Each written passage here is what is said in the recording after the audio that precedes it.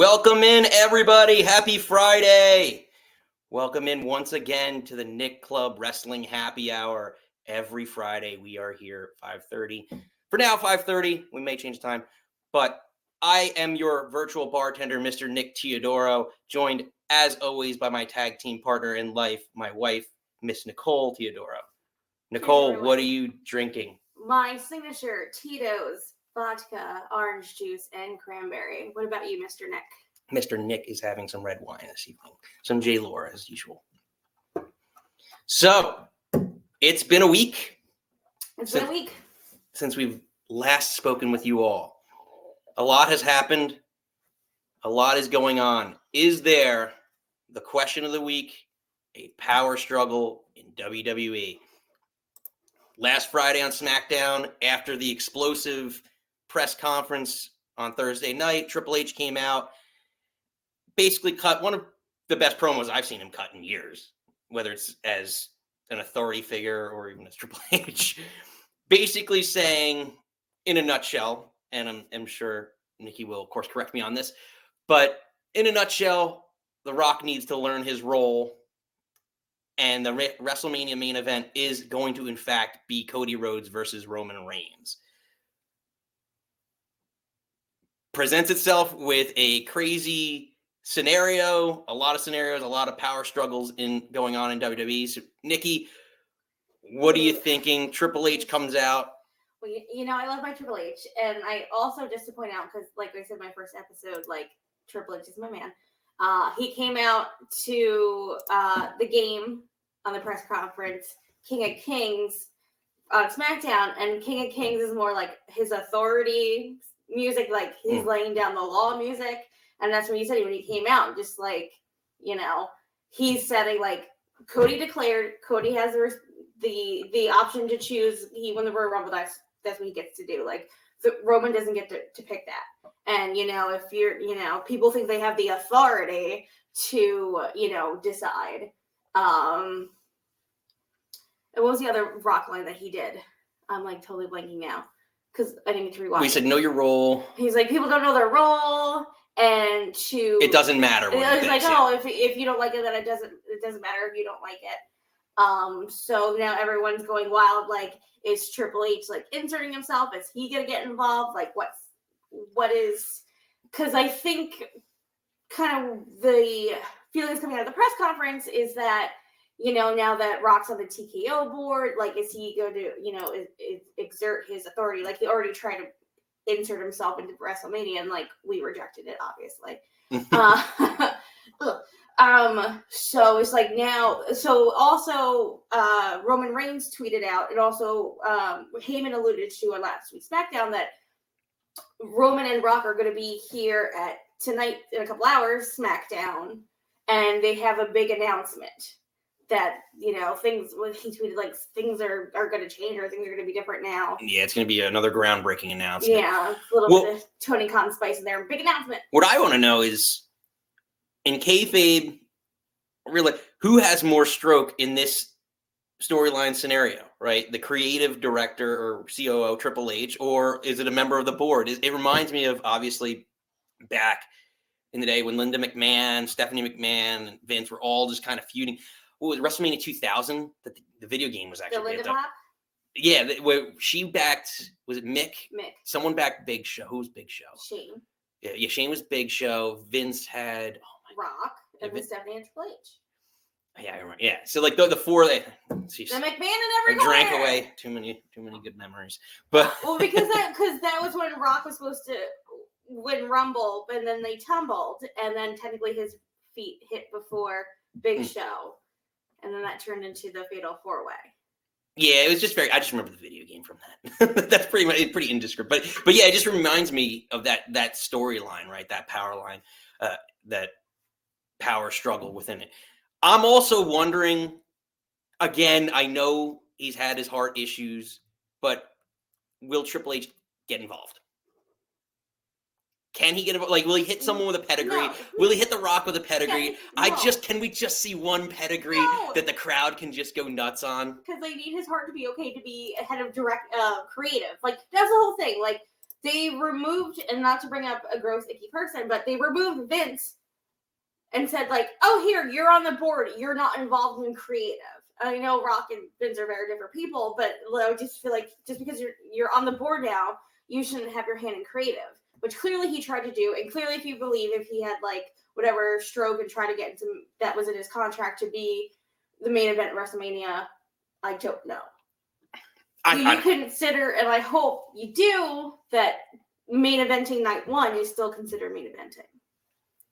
I don't know why that would need to be built into a contract of a main event at WrestleMania for The Rock. Like, the rights to the name of The Rock, completely agree. He's made so many millions off that, right? But, like, being on the board, going to make more millions. Isn't he? He's also on the board for the, what is it now? The USFL?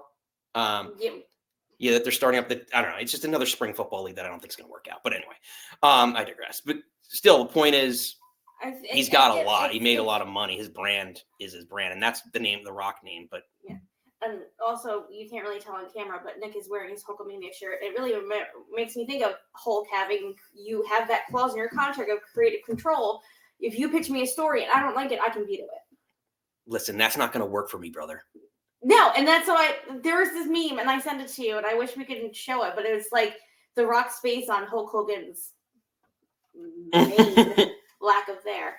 Yeah. But it's just like, I don't know. It makes you really work. Like, I'm glad that, and I think maybe this is the pivot. This is to quell the audience that, like, Cody, Roman, Mania. Finish the story. I'm interested to see how the rest of this goes. It's also like I said, that Rock Roman are supposed to be on SmackDown. They're supposed to do a big announcement. Apparently, as of now, the rumor is that Roman's not booked for Elimination Chamber.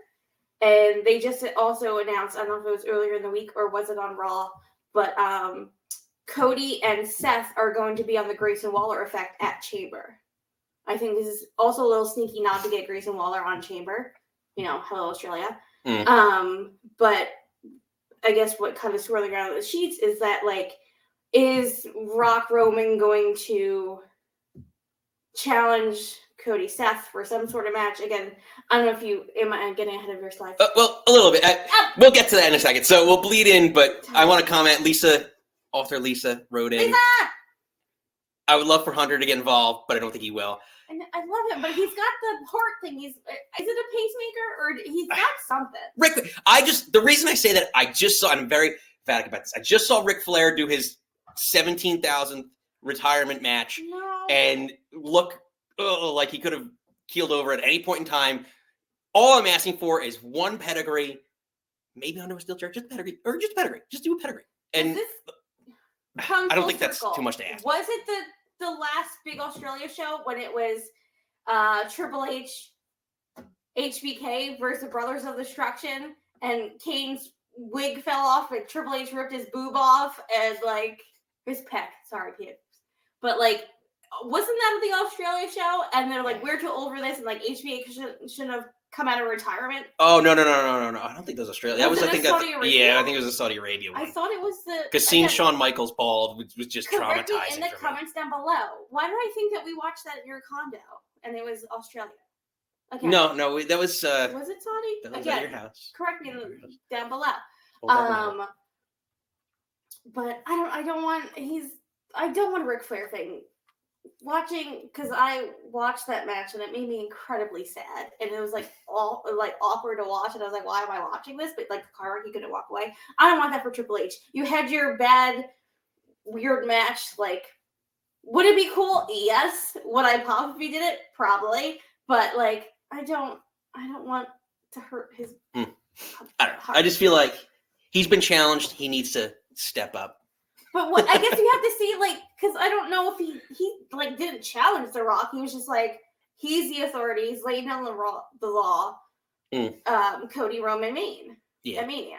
But still the game. The game. Triple H. Stephanie.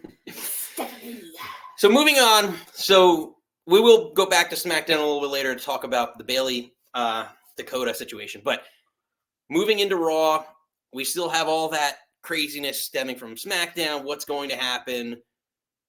the big takeaways. So Raw, Cody comes out. He's interrupted by Seth Rollins. Seth Rollins basically claims why he backed up or stood up for Cody Rhodes at the press conference. Basically feeling that, and I'm paraphrasing, and Nikki's going to add some more color to it as usual, but basically he helped make Roman Reigns into the monster that he is today, and the only person in a nutshell that is suited to actually help Cody to deal with Roman is in fact his Shield brother, Seth Rollins. And he basically said, last year you came in, you won the Rumble, but you didn't have a plan for all of the bloodline. You need backup, and I will be your Shield.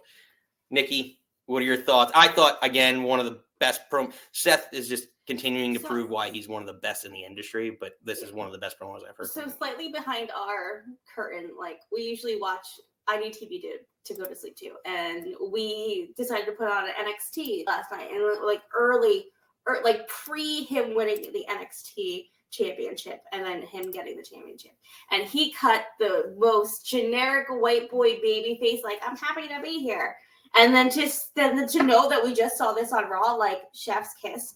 So like, you know, he came out and was like kind of like, oh, like you didn't challenge me, but like when you said like I'm coming for your title, I'm coming for everything, he's like, I felt that. And like, that's why he stood up for him. And he's like, that's why you need to finish your story.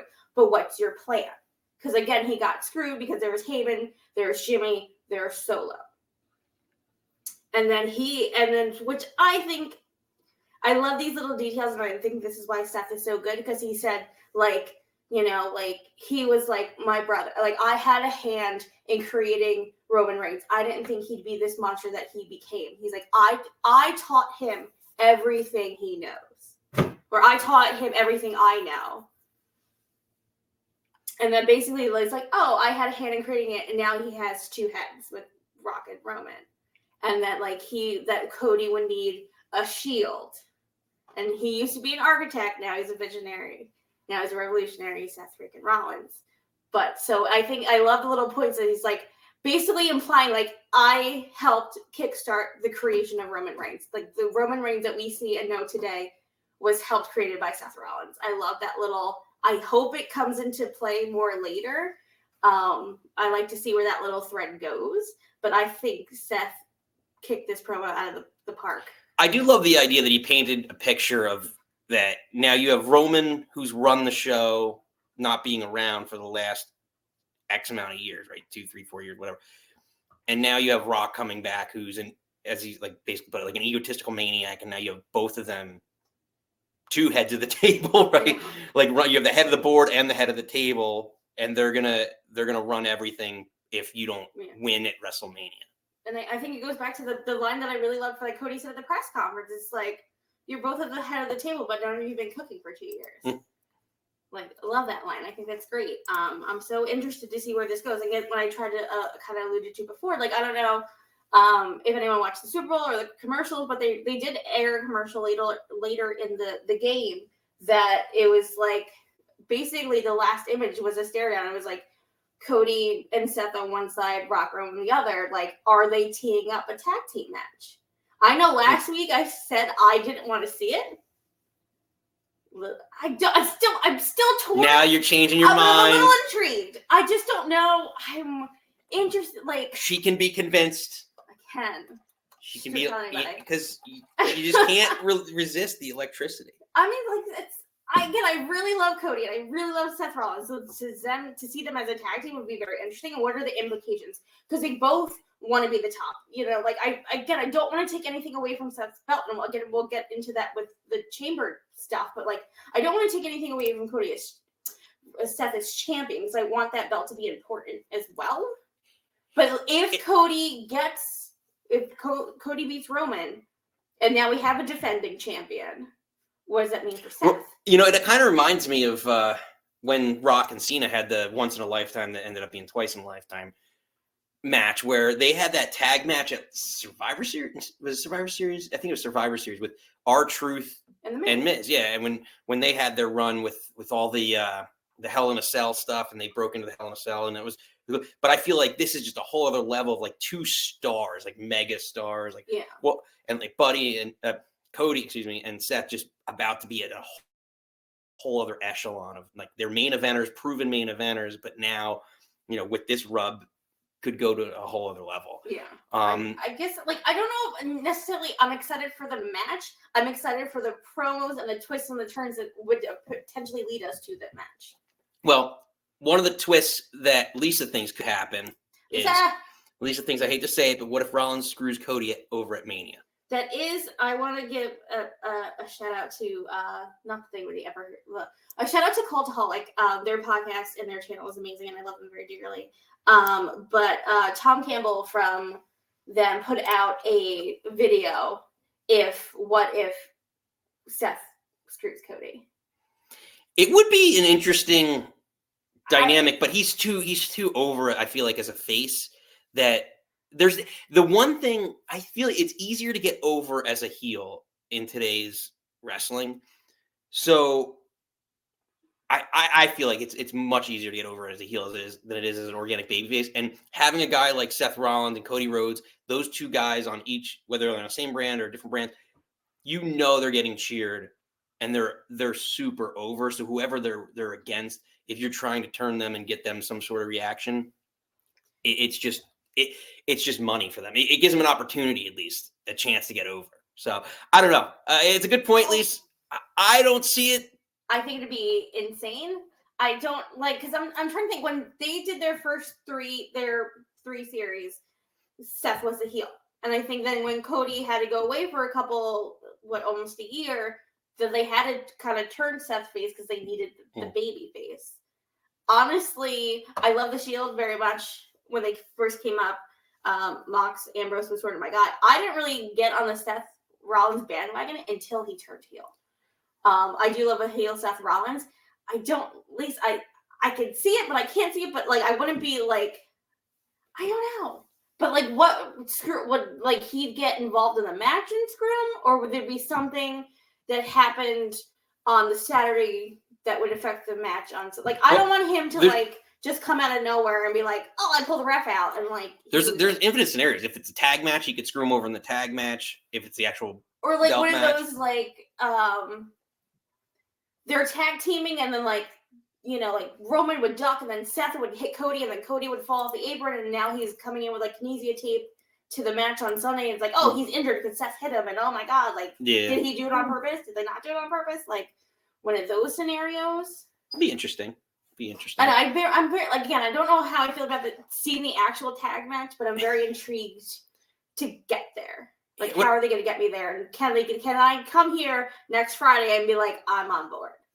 Could it be some sort like? And I'll wrap on this topic, and we can still talk about this later when we take our calls from the regulars. But could it be something where night 1 it's a tag match for some sort of control, right? Like where the power struggle, right, is decided between Rock and Triple H. If Rock's in the match with Roman and whoever wins that match, then the main event for the following night is either Rock Roman because Rock has controlling stake of the company, or it's, Cody Roman, the original main event. And he just kind of like Daniel Bryan did at WrestleMania 30 where he earned his way in. The tag match earns Cody's way in. And I guess, Rollins wouldn't. Are you saying that maybe it adds a stipulation to Sunday night? Like the Saturday tag match, if Cody wins, he picks the stip. If Roman wins, and maybe I wouldn't want to see it, but maybe Seth takes the pin, and now like Cody has his back against the wall, and like Roman gets to pick a stipulation, or the Rock gets inserted, or whatever. Right. No, I feel like maybe there needs to be stakes in that match for me to get. Yeah. I think there will be. I really think there will be. So moving on from the Rock, the other takeaway from Raw that we're looking at. And we were talking last week about the dominant champions in WWE right now. We were talking about Rhea Ripley and being one of them, and the one that I completely skipped my brain was, in fact, Gunther. The ring general. On Raw, we saw a 6-man tag, Imperium against Jey Uso and The New Day, who now are all friends and they're all buddy after they've had rivalries in the past. But again, great match. Starting to insert Jay as, which he's been, a singles main event Jay Jay, single star, if you want to call it that.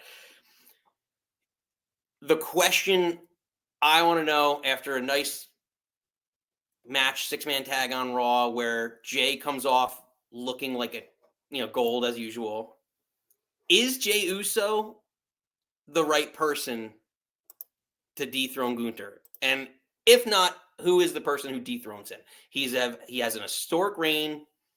Do you want Jey Uso to be the person? I want to hear from everybody. Obviously, we're talking about The Rock before, but let us know. Feel free. The lines are open. Comment in, write in, let us know.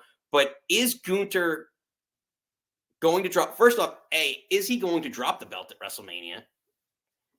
And B, do you want it to be Jey Uso, or do you think it's someone else? Personally, before I asked Nikki her opinion on this, I thought it was going to be Braun Breaker after this whole NXT tag team situation that happened. Winning prior. Yeah, winning. Yeah, prior. After the Royal Rumble experience, I thought he's going to get all that momentum going into WrestleMania, and get a Goldberg like run, shortened, but towards WrestleMania to take on Gunther and take the belt from him. I think a younger guy puts over another younger star made sense. He went on this run during the Dusty Classic where they won the tag team titles recently with Baron Corbin. I haven't watched much of the Wolf Dogs tag team on NXT. I haven't really watched too much NXT, period. And I know they've been getting over there, so I don't see that as viable, but I really wanted Braun Breaker to be the guy to do it. So, Nikki, I throw it to you. What are you thinking about this in particular? Ugh. It's hard because I really do I like Jey Uso. I like him. I think it's great. I like his person. I like him breaking away from the bloodline. I would like to see, put him in the United States picture. I don't want him to face Gunther. I don't want Gunther to lose at Mania. I would prefer Braun Breaker. Honestly, my dream would be my two dreams. And they ruined the first one. Chad Gable. He had that fun little run in the summer when he was actually being a Chad Gable again. Justice for Chad Gable. I want so much more for him. We're gonna get that over. Hashtag justice for Chad Gable. They had their fun little matches, and maybe if you built him up, and again he can be that. Why they're not building him up as the next Kurt Angle? I would never understand why. And that Shorty G bullshit. Sorry, whatever. That was my one dream dead. My second dream would be Ilya Dragunov from NXT, because they had that amazing match during the pandemic. That there's just so much slapping, so good. I would want to see. I want not that Jay to me is not an up and comer. I know he's a single star, but he's not new. And I think if you're gonna have Gunther, this historic, beautiful reign of how the ring is sacred and he's a wrestler and all the crap that he talks about the Miz and all this stuff, I want someone on not the Jason on that level, but someone that has that same mentality as Gunther. Right. Again, I don't want to take anything away from Jay because I do like him a lot. I just don't think he's the right person to take it off him. I really don't. So in your mind, the Intercontinental title, I guess, is the workman's belt, right? My Mr. Perfect, I want that to be. I think your wrestler's technician, Yeah, that's what I want. It has historically been the workman's belt, right? That's what it is. So I don't disagree with you there. I just don't Chad Gable had gotten a great run, early in the fall, I felt like. It was late-ish, maybe, I don't know, that's when I felt. August, July, August, September, it was that early, summerish. I don't know. To me, it needs to be. Again, I feel like I'm crapping on Jay, and I don't mean to be, but I just feel like he's not the right person. Lisa chimes in. I wouldn't mind if it's Jey Uso, but I'm not 100% sure it'll be him. I agree. I don't know. See, the thing that I wouldn't mind, if you're telling me he wins at Mania, Jay, and he then goes into. I really wanted to see Jimmy J at Mania. And putting the Intercontinental title in that feud. Well, putting the title in that feud just gives it that much more emphasis for both of them that they need. When is Gunther dropping this to him? No, I think, yeah. Like I don't know. I mean, he's not going to he's not booked for elimination. It would be potentially Mania. Like you could give Jey Uso the run, and hopefully, maybe they bump the match up to SummerSlam if they're trying. Like especially if they're starting to fade out all the Bloodline storylines. That's another one that has to happen. It's a face-off that has to happen. Rumble, we saw a little bit of it, right, and we got the tease of it. But now it has to happen as a match, and just putting a belt, and especially the mid-card belt, when you're trying to get at least Jey over as a single star, I think it makes more sense. Yeah, I would be okay if you told me today. I was, again, I don't love him, but like love it. But if you told me today Jay's winning at WrestleMania, he's carrying the belt into next WrestleMania where he defends against Jimmy, I'll sign up for long-term storytelling like Gunther that. Gunther drops the belt, I want him like immediately, like he's challenging Seth or Cody or whoever has one of those belts. Like then I want like Seth Rollins to drop the belt. Like Gunther needs a belt. I feel like he brings so much to a belt and to the ring and like the gravitas. And like again, I think a lot of people, the triple threat between Gunther, Sheamus, and Drew, a lot of people's match of the year. I think that was probably maybe my match of Mania, maybe not of the year, but like that's such a good match. Like I don't know. I just don't know if he should be, honestly, his next, I mean, once he drops the belt, he should go right after the world title. World title, I want that belt on him by SummerSlam. Like, if he's dropping something at Mania, I want him to pick something up at SummerSlam. Maybe I like Gunther too much. I don't know. But I think he brings a lot to it. Again, if you're the longest, like, he broke Honky's, like, your longest person, I feel like whoever's taking it off, it needs to be a big deal. Lisa made a great point. Well, the question is, will WWE let two incredible championship reigns end at WrestleMania? That's a great point. Touche, Lisa. It's like, you earned another round on the house. Lisa, I love you. But it's just like, again, like how many, I guess we'll get there when we get to Mania, but I feel like a lot of, like, I think Bayley would take the belt off Io. I don't want Bayley to take the belt off Rhea, but there's rumors that she might. And then if Cody's going to take the belt off Roman and then Jay off Gunther, like that's a lot. And then I think, again, what's Logan going to do at Mania? But I think Logan drops it at Mania. Are you going to have all your belts changed, or is this like a legit reset for Triple H? Historically, that's been WrestleMania's always been the reset for a lot of those belts. The IC belt wasn't defended at Mania for a very long time, so I don't. Interesting. Steven's got one of the regulars chiming in. If they're going to end Gunther's reign at Mania, best story of it would be Sheamus. I'd rather Sheamus than Jay Steven, to be 100% honest with you. I mean, Sheamus or Drew? I know you're talking to the wrong guy. I just don't like Sheamus. I'm just not a Sheamus fan. Irish people. Yes, I do not like Irish. You're here. My wife is Irish. We're getting divorced. So let us know. We want to hear from everybody. Comments below. Obviously, be sure, we don't say this enough, but it's in the little banner in below. But be sure to like, subscribe. It does a lot. We want to hear from everybody. Share.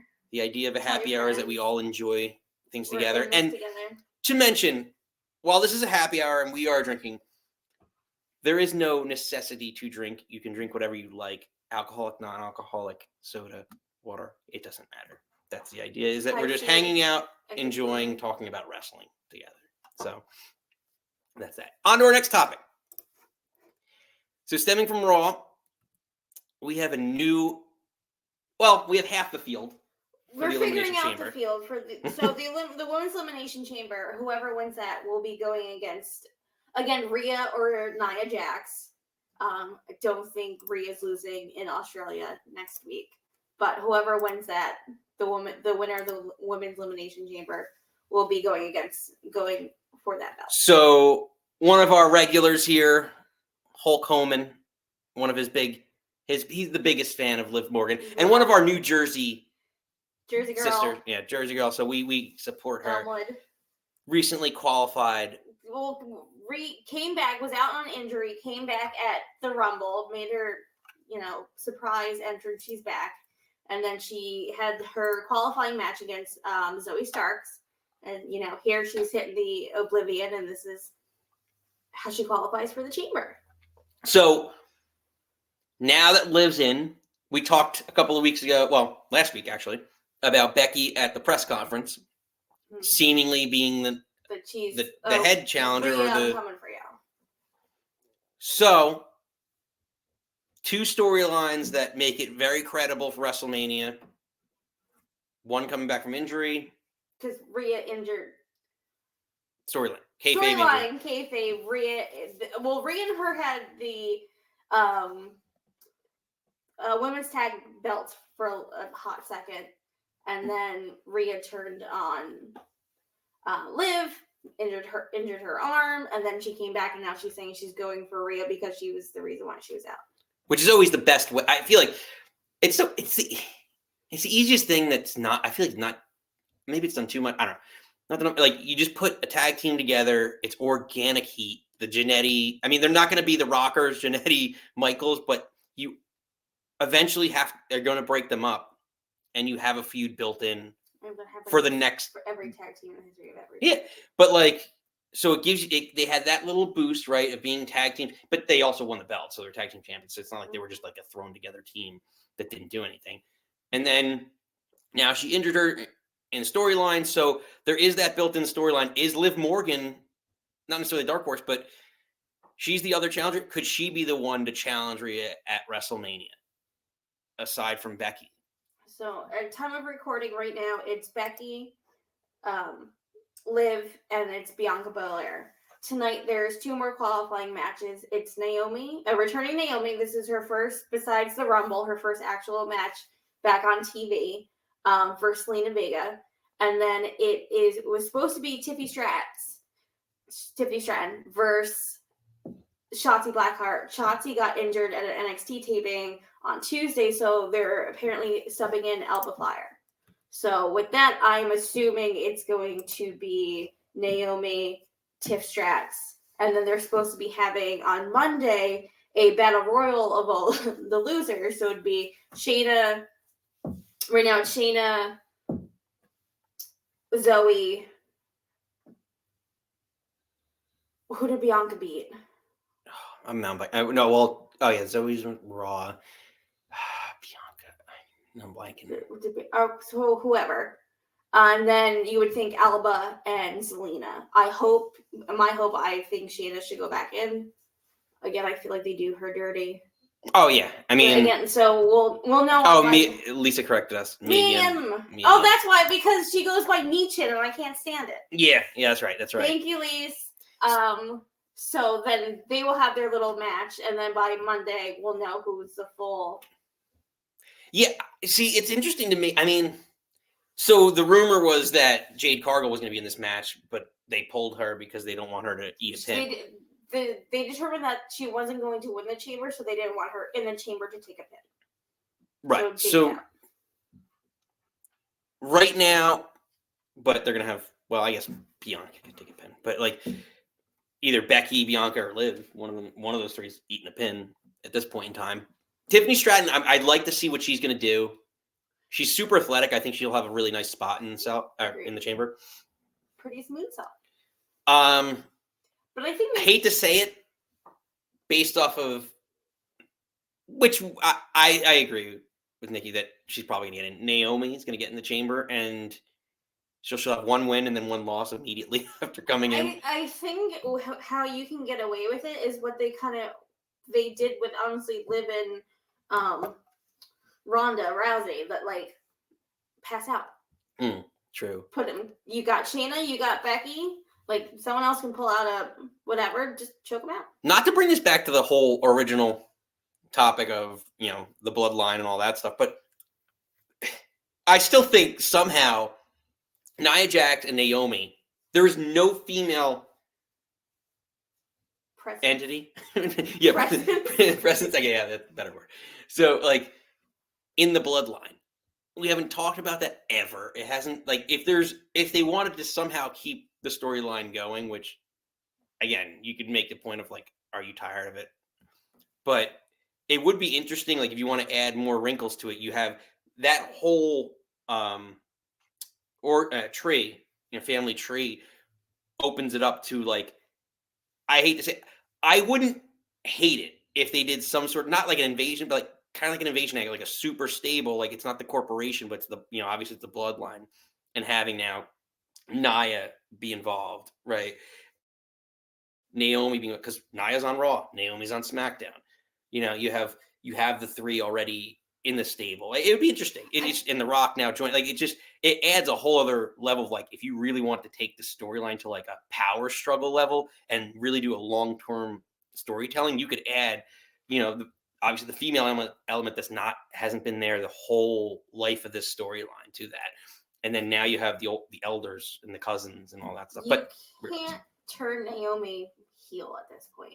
You just brought her back. Her big feel the glow. She did her dance. That's her whole kind of shtick. You're bringing her back like, Naomi's back. She's doing this thing. And then you're immediately, she can't have that. She can't come out and feel the glow with her. Correct me if I'm wrong. She's married to Jimmy or Jay? Jimmy. Okay. So she's married to the heel. Yeah. So in real life. Yeah. I feel like you just brought her back. Could you turn her heel? I'm sure you could. Would it be weird? Well, if she was, yeah, if it was Jay, then you could say like she's the face with Jay being a face to counter it, and then Nia can then be the heel for the family. Yeah. But wrong twin. Regardless, that was just my little diatribe. I just feel like that could be something I'd be down with if they're going to keep this going somehow. I know you hate all of my booking. I don't want to say hate. Hate's a strong word, and I shouldn't say hate. I hate somebody, but I can't stand Nia Jax. She can go kick rocks, and I feel like Naomi coming back, you can't turn her heel. You and Lisa share that sentiment. She said anybody but Nia Jax. Somewhere in the comments she put that. Again, I can't. I've gone on long enough that how much I do not like Nia Jax. All right. So sticking with the women, we'll wrap up this as topics, and then we'll open up the phone lines for all your thoughts, comments, concerns about what's going on. So we talked last week. One of our key topics was Bayley. I feel like I hate to say that again, it's too early to tell, but I kind of hate to say you're right, because I was 100% like, Dakota's gonna turn on Bayley and she's gonna come back and do all the things. Well, I will say I'm still not 100%. I'm not 100%, but I literally thought like we'd go upstairs, watch SmackDown, and Dakota Kai would just be over Bayley. So again, it still could happen, but I really thought it was gonna be last week. So in a nutshell, last week on SmackDown, Dakota Kai came out, and Bayley was like, "You haven't been around. Where do your loyalties lie?" And in a very weird exchange, then Damage Control came out, surrounded the ring, basically had it to the point where they were going to, in a very Nexus-like attack, they surrounded the ring and were back to attack. Bayley, Dakota backed out, got a steel chair, came back in, cleared house, looked like she was this is the beginning of it. You thought she was going to hit Bayley, and I was like, knew it. And then she turned and swung the other way. Right, which is also kind of a typical classic WWE. I know, but fake out. But in the beginning of it, she was just like, oh, like, I knew that they were talking stuff, but she's like, I thought, like, once they got the tag belts and you won the Rumble, like, everything would settle down. She's like, I didn't think this would go on this long, which I don't know if I necessarily believe, but that's where. Yes, last week I do think that still it needs to be a 3-on-3. Eventually, you're gonna have some sort of 6-woman tag match where someone else joins up with them. I'm not sure yet who that is. It's probably someone that they've just beat the crap out of the last year. Honestly, hopefully someone will return. My 2 cents. Tegan Knox. Her and Dakota Kai used to tag in NXT Indies. Get her away from Natty, please. What about Raquel Rodriguez? Because isn't Dakota out? Oh. I wouldn't be against it, but she's not injured, but she's out for medical reasons. I don't know. But, that's the thing, right? If she's not out on like a long-term injury and it's something that's like a couple of months, that's where I see this playing out, right? Dakota, it's 3-on-2, and then they need the muscle, they need the backup. Who is Bayley and Dakota friends with that could come in. It's not going to be Sasha Banks anymore, or at least not seemingly. And We'll find out soon. yeah, hopefully that'll be a nice Big business. topic. That might be one show where we veer off the WWE path for a little bit. But so yeah, like, it's got to be someone I think that Dakota's been with. So yeah, to your point, Tegan or Raquel Rodriguez could be. I really honestly, and that's when I was actually really I stopped watching NXT when I went to the weird 2.0 era.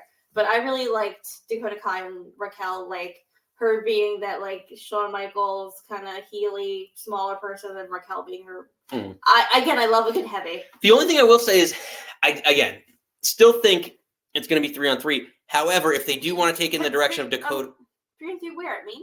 No, not Mania. Sorry, Post-Mania. Sorry.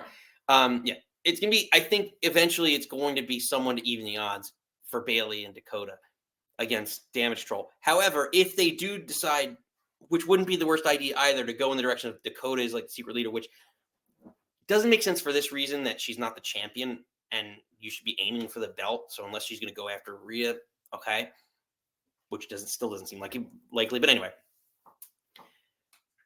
it would set up a faction for someone, and you know how big a fan I am, like new coming in to dominate through, like someone like, if you want to give a huge major push to Jade Cargill, have her work through Damage Control over the next 6 months to a year in a Goldberg like run, eventually getting that could be something interesting where there's a 4-person, 4-woman stable that runs roughshod over SmackDown, and then eventually the new single star comes in. If you want to make that female look like a champ, that's a way to do it. So again, not likely, but if they do go in that direction, that's what I would want to see. I think my only concern is like if I'm right and Dakota does eventually turn on Bayley, I don't want it to be at Mania. Like, I think Io is an incredible wrestler, and I feel like they give her nothing character-wise. It's just like her, Asuka, and Kairi like giggle menacingly in the corner. Like, she puts on phenomenal matches, and she can be. I think again, her NXT run was incredible. She had more personality in NXT. I think it's more when you get called up to me, you lose later stuff. But like, I don't want them like to cost cost Bayley the belt, and then Io keeps running with it. Like, I'm ready for Bayley to have a belt again. Again, that's why I purchased her for Rumble. No, I think she's ready for to carry the belt again. Like, yeah, I mean, she deserved it. She carried that group in a lot of ways too. Yeah, unless they do something with Io to give her something in the next 2 months. She's a great heel though. Bayley is great. She's just great. I mean, again, she can be like the in between. She doesn't like need to be so heel, and she doesn't need to come back with her like floatable friends. But you can. I feel like she can be like that. See, the thing that she came from that, and like just like the huge fan that everyone loved to support, and now like when she finally turned. Honestly, it's really weird and maybe an unpopular. I kind of took that to like a female version of Hulk Hogan turning. When Hulk Hogan, I don't know why. I just felt she was like wearing the black and white. Yeah, like it was just so like she was just such a goody. I hate to say, the goody two shoes, and like just everything. It was such a Hulk Hogan, and I was just so like happy for her. And then she like that the character work that she did after that was just phenomenal. The role model stuff was just great. But I digress. So that's the 4 big topics that we took from this week. What is everyone else taking from this week? Let us know. We have open phone lines. We do have some callers. Hello. So we have someone calling in, probably based off of the earlier topics. We have Yeet Alonzo, which I'm not sure who that is, but I love it. I'm here for it. Yeet. What are you thinking? What are you drinking? Welcome in. What do you mean you're not sure? We have ideas. You just never know who shows up. They just let anyone in this bar. I know. There's no bouncer. There really isn't. All sorts of here. Well, I will say that Jackson's our bouncer, and our dog currently passed out. Yeah, and we have no good images. And so is Bayley. Everyone's asleep. Your bouncer likes to drool. He does. Oh, he does. Yes. He does, and he will be making appearances on the show in the future. Anytime anyone, first of all, like Joey Styles' comment from last week, anytime anyone makes those ridiculous comments, we're going to have to throw them in the drunk tank. So let it be known, And Jackson is the keeper of the drunk tank. I wouldn't want to mess with him. He shouldn't. He's very tough. He's Mhm. from the streets. He knows what's up. So, Steve, what are you thinking? Well, I'm thinking, okay, Drew McIntyre. It certainly looks like he signed, renewed his contract, doesn't it? I mean, he's getting push that he's going to be in the, the title match for Seth's title on night 2, and this looks to me like it's shaping up to be a make good from 4 years ago. Mm-hmm. Which he certainly deserves. I thought he was going to get it at the pay-per-view at the Castle. Didn't happen. Premium live event. get it right. Get it right. We're fact checking everybody here now. I'll make notes next time. And it just he's doing really good character work. Probably the best he's done. Because what his gripe is on the show is, it's actually based in heavily based in truth. I think Cole has said that a few times. He hasn't, that Drew hasn't said one lie about what his grievances are. And I can certainly see it shaping up for him to be taking a victory lap on night 2. That'd be an interesting. So how do you think he gets the belt off Seth, though? He's gonna win Chamber. So he wins Chamber and challenges Seth night 2? Because at Triple on SmackDown when Triple after his promo, they announced that the men's Chamber would be for Seth's belt. I think Drew's winning that. Honestly, Steve and I agree. I think that with all the press conference stuff aside, I thought it should be Drew Seth. I want Drew to take the belt off him. I think he's doing incredible work. And I think that's kind of your best heel, where it's where's the lie? Right. He's been honestly truthful. He deserves it. And I remember being at Nick's condo when he won the Royal Rumble that we all freaked out about. I think he did. I love Seth. I think Drew's the one to take it off him. And his DM Hunk stuff, him shitting on CM Punk has been magnificent. And he has, I don't know if it's it has been great. That has been fun. I don't know if it's a full extension.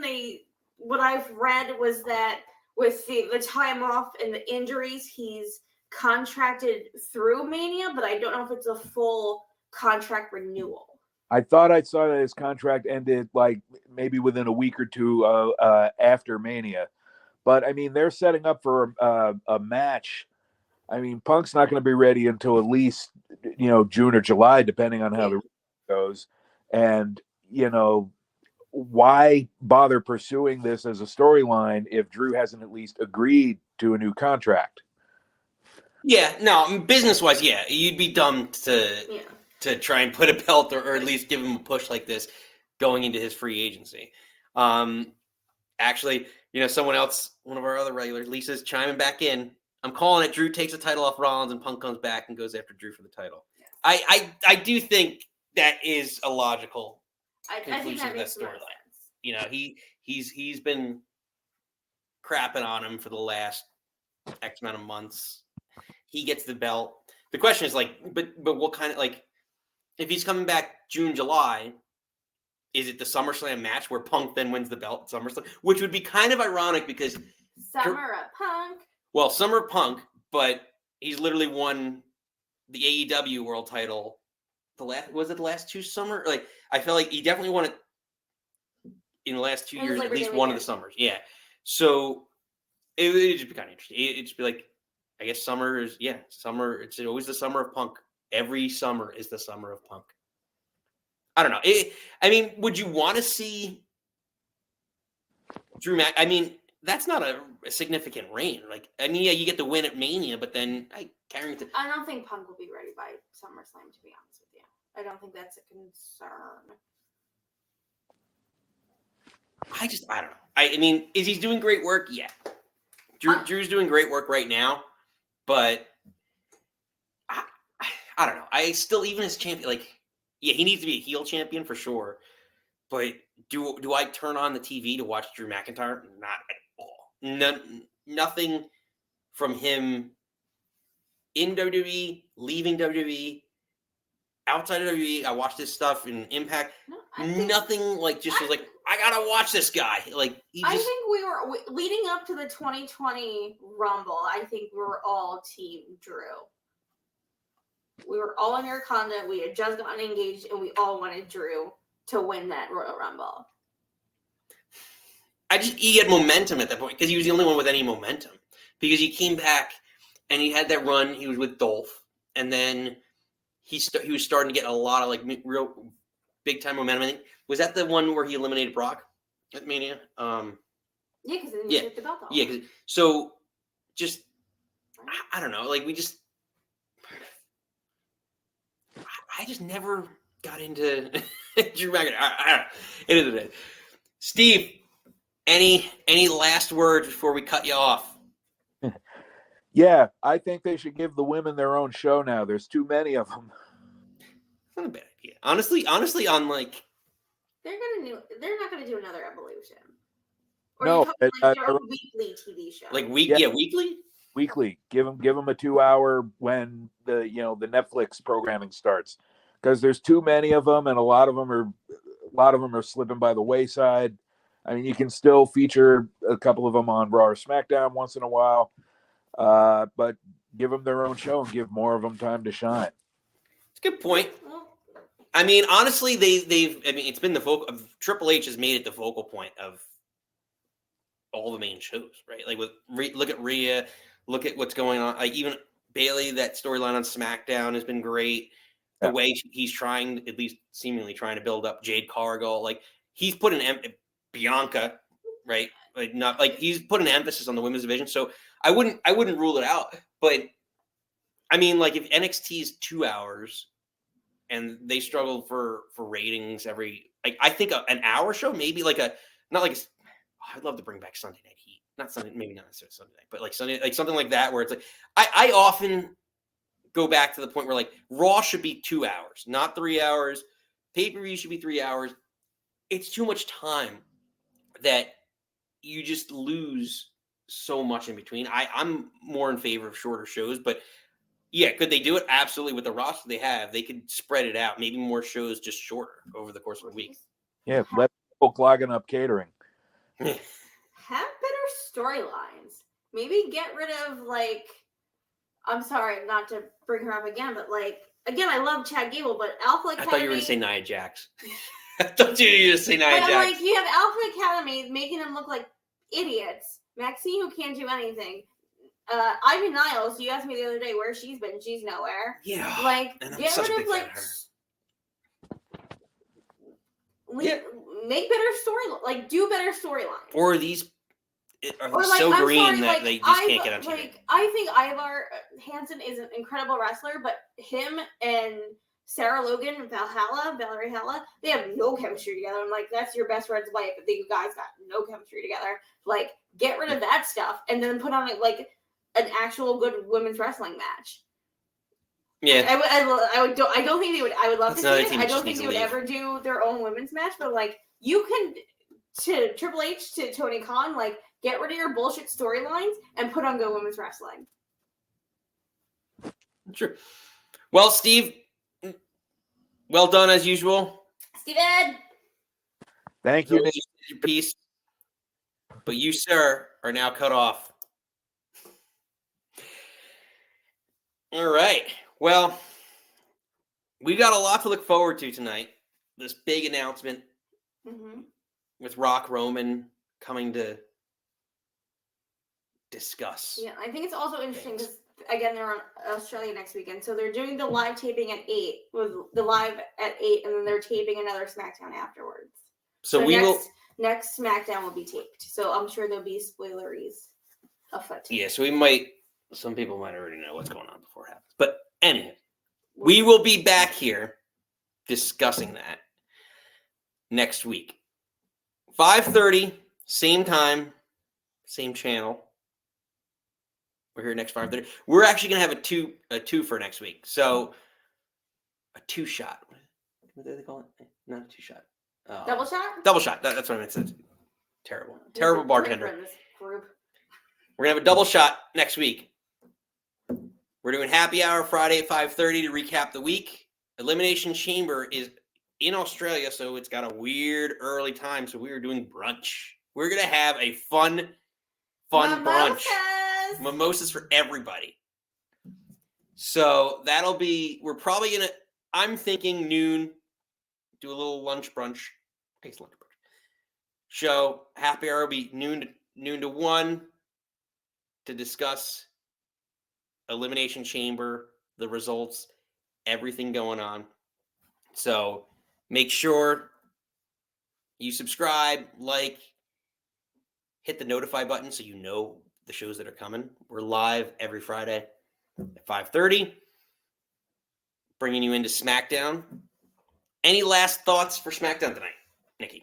I'm interested to see. I'm assuming they're opening and we're to watch Roman walk out for 20 minutes and then we'll get something. I'm excited. I want to know where this goes. I'm here for the ride. I'm excited. We're buckling up to the road to WrestleMania. Where we're going, we don't need roads. But we need a Cody road. We just need wrestlers. We need a Cody road. We just need healthy wrestlers that are willing to wrestle.